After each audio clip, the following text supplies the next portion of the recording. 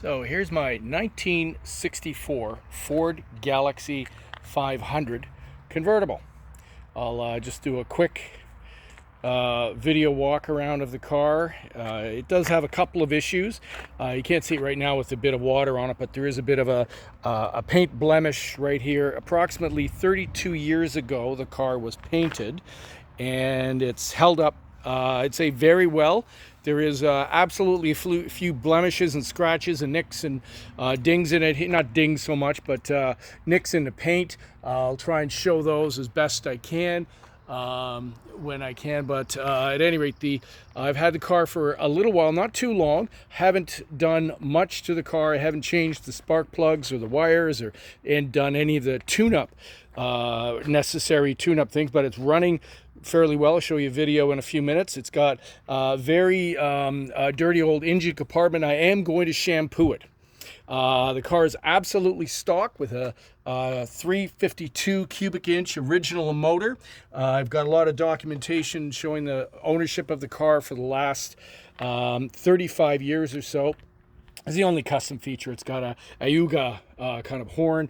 It's got power steering, it's power brakes, and so on and so forth. It's a 2-barrel carburetor. It's not a very, it's not overly powerful, but it's a cruising car. It's not a car. It's not a drag car or muscle car by any means. Again, 1964 Ford Galaxie 500 convertible. I'll show you with the top down.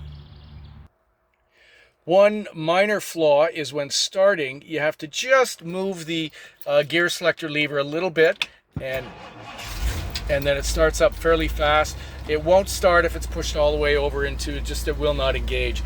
But here it is. I'm going to actually put the top down now and show you how that works.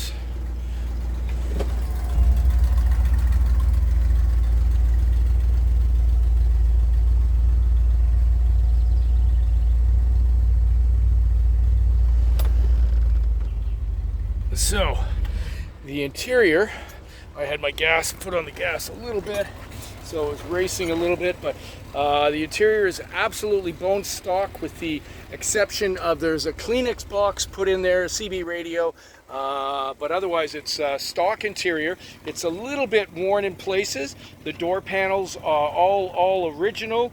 The rear seats, original. And in good condition. All the windows go up and down, all the indicators work, the lights all work. The only indicator that's not working is there is a bulb out in the front left indicator, right indicator, which I will change. But there it is with the top down, doors open, and you can hear it running. I believe there is a bit of an exhaust leak, maybe a manifold leak. So when you rev it, you can hear a little bit of a burble from the car, but at any rate, here it is. It's a beauty. With the engine running, you can hear there's a little bit of it's not big, but there's a little bit of a stumble, if you will. I think the spark plug wires all need changed, plugs of course, and just I'll do an engine shampoo. But and you can hear there is an exhaust leak coming from down here, and I'm not even sure exactly where it is, but I'll figure that out. And the car will be going up for sale.